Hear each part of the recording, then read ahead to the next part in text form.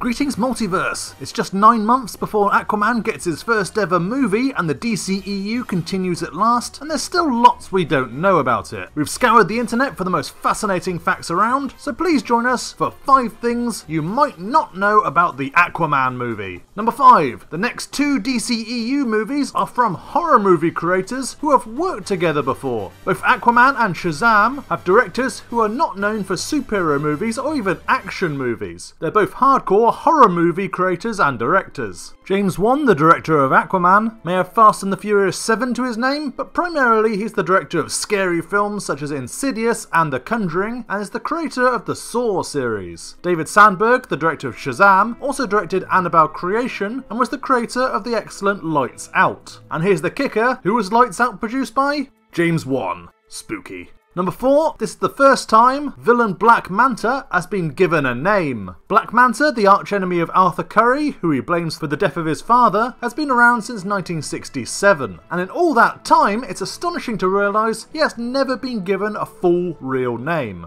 In 2011, in the Brightest Day storyline by Jeff Johns, his first name was revealed as David, although his son, Calderam, better known to Young Justice fans as Aqualad, was given the name Jackson Hyde. There has not been any indication that Black Manta's last name was also Hyde. In the Aquaman movie, however, for the first time since 1967, Black Manta's real name is officially known as David Hyde, and it seems that DC are officially recognising it as his true name now in the comics, despite the suggestion previously that it was actually David Ray. Oh, incidentally, he's not related to this guy. And speaking of Black Manta, number 3, Black Manta actor Yahya Abdul-Mateen II is the only actor in the film who hasn't previously appeared in a superhero franchise. The Aquaman movie has a huge cast of well-known characters. It's interesting to note that of all the many major characters in the movie, only the actor playing Black Manta is new to the superhero genre. Everyone else has previously appeared in a comic book movie or TV series. Jason Momoa's Aquaman and Amber Heard's Mera have both previously appeared in the DCEU, of course. Nicole Kidman, aka Queen Atlanta, has a starring turn as Dr. Chase Meridian in Batman Forever. Willem Dafoe, aka Dr. Volko, is the perfect Norman Osborn Green Goblin in Spider-Man. Dolph Lundgren, aka King Nereus, was of course He-Man in the Masters of the Universe movie, but also more recently appeared as Konstantin Kovar in Arrow. Patrick Wilson, aka Prince Orm Ocean Master, was Night Owl in Watchmen, and has actually been in the DCEU already as the President of the United States. Tamira Morrison, aka Thomas Curry, is best known as Jango Fett or the Clone Army in the Star Wars prequels, but also played Abin Sur in the Green Lantern movie. Graham McTavish's role is unknown, but he's been a well-known voice actor for a while, including in The Avengers Earth's Mightiest Heroes as Loki and Wolverine and the X-Men as Sebastian Shaw. Yahya Abdul-Mateen II has only been in a few movies, but Aquaman will be his first comic book turn.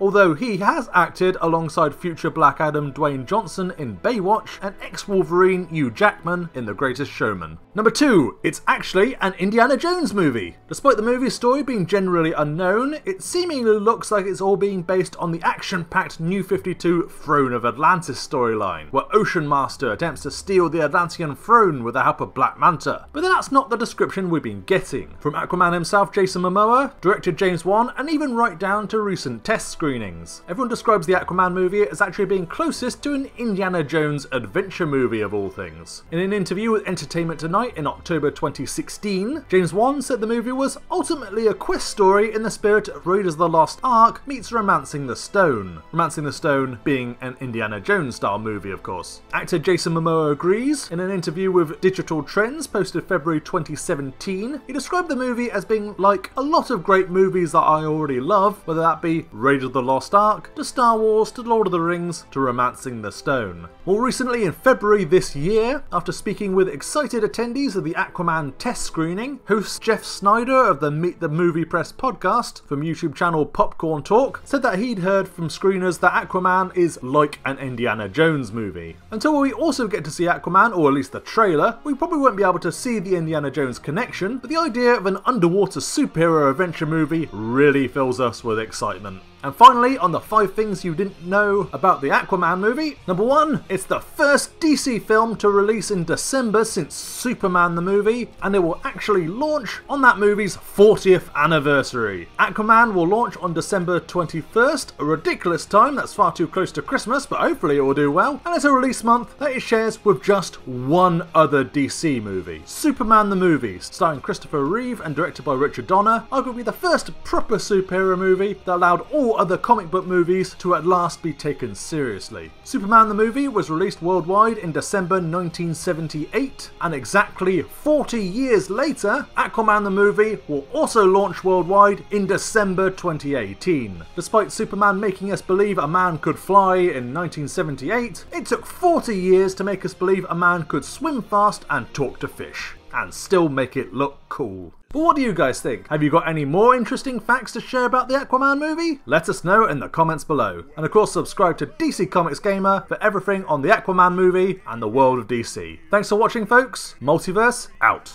Here is where it ends. Look, Fluke's brought you a toy.